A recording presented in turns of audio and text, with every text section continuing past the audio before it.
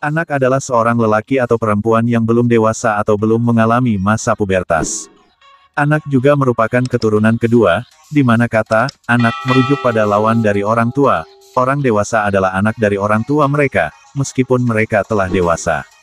Menurut psikologi, anak adalah periode perkembangan yang merentang dari masa bayi hingga usia 5 atau 6 tahun.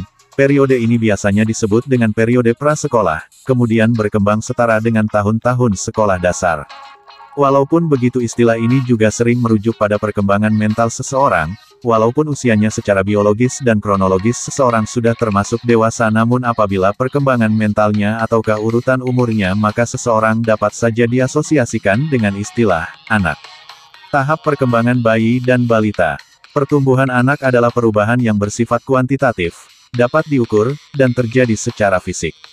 Pertumbuhan si kecil dapat dipantau melalui pengukuran tinggi badan, berat badan, lingkar kepala, dan ukuran lainnya sesuai usia dengan standarisasi alat ukur tertentu. Sedangkan perkembangan adalah pertambahan kemampuan struktur dan fungsi tubuh yang lebih kompleks, misalnya si kecil dapat berjalan atau berbicara. Perkembangan dapat diamati dari cara ia bermain, belajar, berbicara, dan bersikap. Stimulasi jaringan otak sangat penting selama periode emas si kecil. Semakin banyak stimulasi yang ibu berikan kepada si kecil, jaringan otak akan berkembang hingga mencapai 80% pada usia 3 tahun. Sebaliknya, jika si kecil tidak pernah diberi stimulasi yang cukup, maka jaringan otaknya akan mengecil sehingga fungsi otak akan menurun.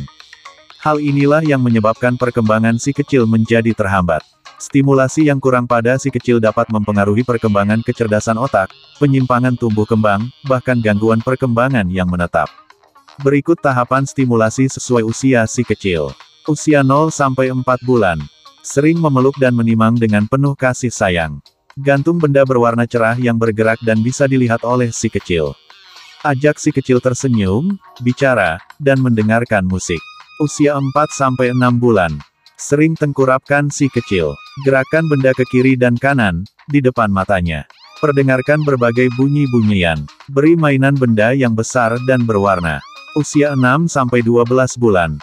Ajari si kecil untuk duduk, ajak main cilukba, ajari memegang dan makan biskuit, ajari memegang benda kecil dengan 2 jari, ari berdiri dan berjalan dengan berpegangan, ajak bicara sesering mungkin, latih mengucapkan ma, pa, beri mainan yang aman dipukul-pukul.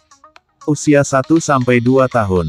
Ajari berjalan di undakan tangga, ajak membersihkan meja dan menyapu, ajak membereskan mainan, ajari mencoret-coret di kertas, ajari menyebut bagian tubuhnya, bacakan cerita anak, ajak bernyanyi, ajak bermain.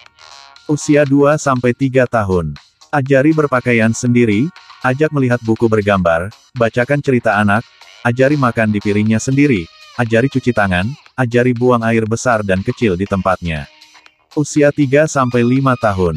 Minta si kecil menceritakan apa yang ia lakukan, dengarkan ia ketika bicara, jika ia gagap, ajari bicara pelan-pelan, awasi si kecil ketika mencoba hal-hal baru.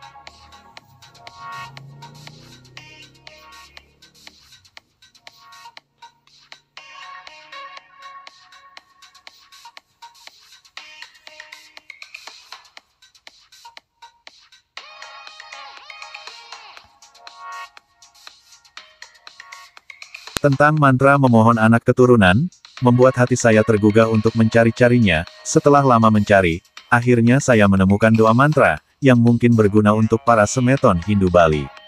Masalah kelahiran, kehidupan, dan kematian semuanya di tangan Hyang Widi. Manusia hanya bisa memohon ke hadapan Hyang Widi.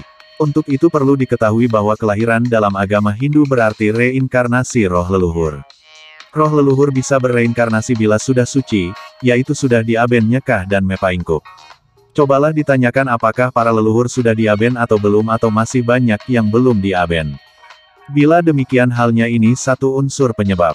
Saran ini tentu atas asumsi bahwa Anda sudah berkonsultasi dengan dokter dan tidak ada masalah dengan kesehatan. Lakukan puja Trisandya dan Kramaning sembah, persembahyangan terus-menerus secara intensif untuk mohon dikaruniai putra. Mantra memohon putra, anak keturunan. Berikut ini rekomendasi ritual sembahyang yang disarankan untuk memohon anak keturunan. Pertama, awali setiap sembahyang dengan puja Trisandya. Kedua, ucapkan doa mantram ini dapat diucapkan setelah puja Trisandya. Om Bratsumna Prasavita Nivesano. Jagata Staturup Hayasya Yovasi. Sano Deva Savita Sarma Yacat Fasma. Kesayaya Trivarutam Amhasah. Om Ayu Werdi Yaso Werdi. Werdi Prajnyam Suka Sriyam. Dharma Santana Werdisyat. Santute Sapta Werdaya. Om Dirgayur Astu Tat Astu Astu Swaha. Artinya, Hyang Widi yang memberi kehidupan kepada alam dan menegakkannya, yang mengatur baik yang bergerak maupun yang tidak bergerak, semoga memberikan karunia-Nya kepada kami keturunan dan ketentraman hidup dan kemampuan untuk menghindari kekuatan jahat. Hyang Widi, berkatilah kami dengan kebahagiaan, usia panjang, kepandaian, kesenangan, jalan dharma, dan keturunan. Semoga terkabul oh, Hyang Widi. Ketiga, lakukan Kramaning sembah seperti biasanya. Keempat, berusahalah selalu menolong, membantu orang tua, terutama ibu, baik ibu mertua maupun ibu kandung, berusaha selalu menyenangkan hatinya dan usahakan selalu melakukan pada sewanam, menyentuh kakinya atau duduk di bawah kaki seorang ibu.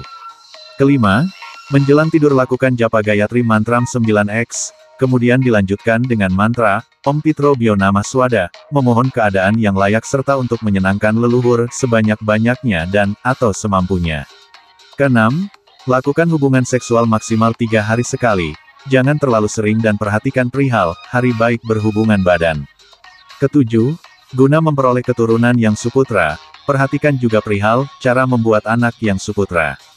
Kedelapan, berusaha untuk menyisakan nasi beserta lauknya di dapur, dengan asumsi bila ada pitra yang pulang, agar ada suguhan sekedarnya, sisakan saja nasi di tempat nasi biasanya, tidak perlu ada persiapan khusus, serta berusaha untuk memasak di rumah, diusahakan masak sendiri, karena kesiapan Anda untuk menunggu anugerah seorang putra dilihat dari kesiapan Anda untuk berbuat lebih kepada yang akan hadir, minimal mau berkorban hanya sekedar memasakkan makanan untuk keluarga, karena pengalaman yang sering dijumpai. Pasangan suami istri yang lebih sering makan di luar rumah atau tidak masak lebih sulit untuk mendapatkan keturunan yang suputra. Kesembilan, sisihkan penghasilan Anda untuk punya, serta lakukan puasa minimal setiap purnama tilem, berbuatlah kebajikan sebanyak-banyaknya, dan pasrahkan hidup Anda kepadanya.